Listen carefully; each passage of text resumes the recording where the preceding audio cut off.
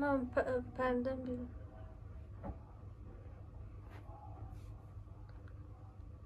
Kaçta baktın? Müslüman ya, bana otur, sobana gel.